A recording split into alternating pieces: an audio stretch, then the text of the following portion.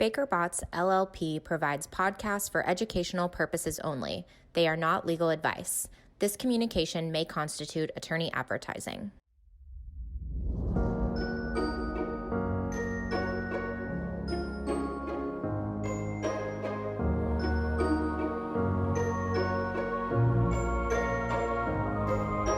Welcome to the Environmental Evolutions Podcast, where we explore the changing landscape of environmental law and policy. I'm your host, Megan Burge, coming to you not from my closet in Joshua Tree, California, but from an actual, real live hotel room in Austin, Texas. This is the next episode in our Fast Facts series. The goal of episodes in this series is to break down recent developments or convoluted legal issues in 15 minutes or less. Today's episode falls into the convoluted legal issue bucket. My colleague from our San Francisco office, Julie Kress, is joining me today to provide a quick 101 on the California air regulatory regime. I know, for everyone who's doubting that's a topic for 15 minutes or less, I hear you, but we are going to take this in bite-sized chunks. California excels in alphabet soup. We're just going to get it out there. And for those new to the market, it can be difficult to understand where the authorities of the California Air Resources Board, CARB, and the authorities of the air management districts begin, which we generally call the districts. So today, Julie's going to provide a quick primer on who these agencies are, what each agency does, and how their authorities differ.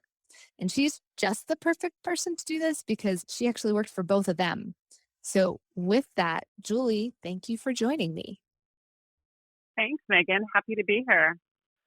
All right. You ready to start the timer? Let's do it. All right. So, Julie, let's start with an overview of CARB and the districts. Who are they? Okay.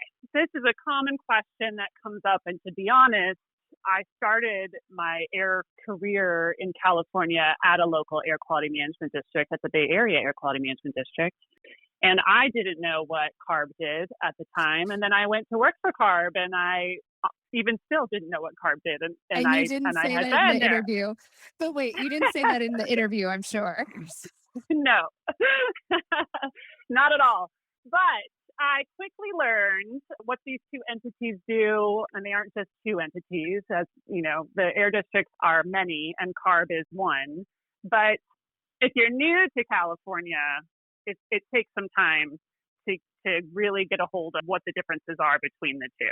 So at its core, CARB is the state agency that's responsible for air pollution control in California. It's the designated air pollution agency under federal law, under the Clean Air Act. And it's one of the agencies that is under the Cal EPA umbrella. So Cal EPA serves as an umbrella agency over CARB, over the Water Board, over DTSC, the Department of Toxics and Substance Control. We have the Office of Environmental Health and Hazard Assessment, a number of different agencies, but CARB at its root is the designated state agency. And with that, it is also the designated agency that's responsible for one of the biggest things in the clean air world is the preparation and submission for approval of the state implementation plan for California. All right, so that's CARB in a nutshell. Now, moving on to the districts. So the districts are small single county districts or multi-county districts or unified air districts. Sometimes they're called air pollution control districts. Sometimes they're called air quality management districts. There are 35 of them across California. Many folks recognize the big three, the Bay Area Air Quality Management District, the South Coast Air Quality Management District, and the San Joaquin Valley Air Pollution Control District. There's a number of them. You may not have to deal with the smaller county districts like Tehama County or Imperial County, or Sonoma County has its own. It's broken up into, the portion of it is in Bay Area, and then it's got its own district there as well. But the air districts are just that. They're like these little mini governments in and of themselves. They operate fairly separate from CARB. There is some overlap, but for the most part, they're two different types of entities. The air districts were here first. Los Angeles County Air Pollution Control District formed back in the 40s, the late 40s. The Bay Area's air district was formed in the 50s, well before CARB and EPA ever existed. So there's been air quality legislation on the books through the Health and Safety Code, and these air districts have been doing it for longer. So California decided to leave them in place and keep using that structure here differently than what other states do, where there may be just one single agency that manages all of the air. In some ways, that explains a lot. We talked about who these agencies are. Let's transition to our next topic, which is what does each agency do? Okay. Well, there are definitely nuances, as there is with everything in the law and with public agencies, but I think at its most basic level, you can break it down by the type of source that each entity regulates. And then in some instances, there's a division of authority by pollutant. There's some dual authority for some types of sources, but at its core, if you were to look at it by type of source, CARB is responsible for mobile or vehicular sources and fuels. And we all know CARB is on the forefront of setting motor vehicle emission standards. That's always a hot topic. And with respect to the California waiver, EPA's approval of California's emission standards for motor vehicles, and they're leading the way on regulating heavy-duty vehicles. But California also regulates the composition of fuels that are used in California, both standard gasoline and diesel, but also low-carbon fuels and renewables. And the districts are pretty much responsible for everything else within their boundaries, within their designated geographical boundaries. And I say that it is in somewhat literal sense. The statute says that the air districts have primary responsibility for control of air pollution from all sources other than emissions from motor vehicles. The districts are the primary regulators of those in the sense of they are issuing your permit to operate, they are enforcing your permit conditions. And so what I hear a lot is from people who are new to California, you will often hear questions about getting a permit or questions about how to modify a source. And you'll hear folks say, well, the air board won't give me my permit, or the air board is taking a really long time to give me this permit. And my ears perk up because in California, air geeks speak or airheads speak. When somebody says the air board, that's CARB. And CARB doesn't issue permits to stationary sources. So it's always the air district or a air district that's doing the stationary source level of permits and local regulation. CARB has the vehicular sources, the districts have non-vehicular sources. There are a couple of types of sources where there's joint authority, for example, portable sources. That's a space where you could have a portable generator that has a registration through CARB to move around the state and operate pursuant to this registration. But a local air district could decide that it's a stationary source in the application that you're using it for at your facility, and it's subject to a permit to operate. So it gets a little complicated. Yeah, it's just hypothetically like we might have talked about something like that last week. Yeah. Maybe. Yes. So there's that. Another area is gas stations. CARB is responsible for certification of the vapor recovery systems. Many folks understand that California has a bit more robust requirements on hoses. When you fill up your tank in California, they're required to be certified hoses. Those certifications come from CARB. The vapor recovery system at gas stations is all regulated by CARB, but the districts then permit the gas stations themselves and regulate all of the permit conditions and other regulations that gas stations are subject to. So that's another area where there is sort of overlapping regulation. And since you mentioned that, Megan, there are plenty of areas where you will have a facility that is subject to CARB regulations and district regulations. So this kind of is a segue into my next division of authority, which is by pollutant.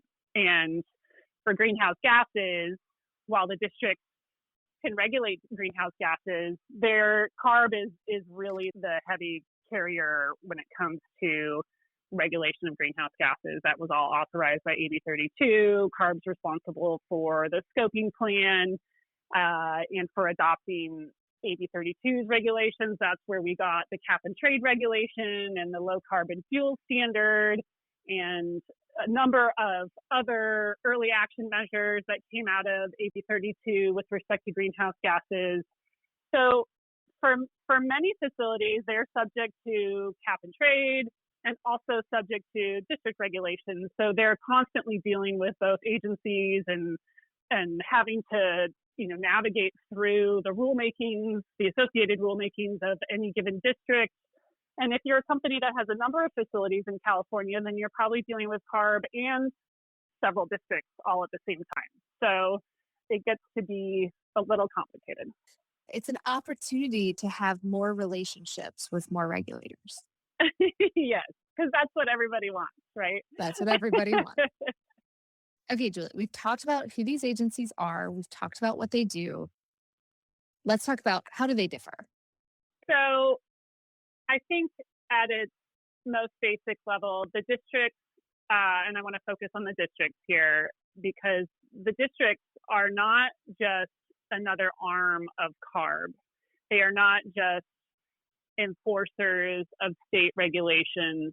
The districts are their own little mini governments in and of themselves. They have essentially three branches of government. They have a legislative body, their governing board. Every district has a governing board.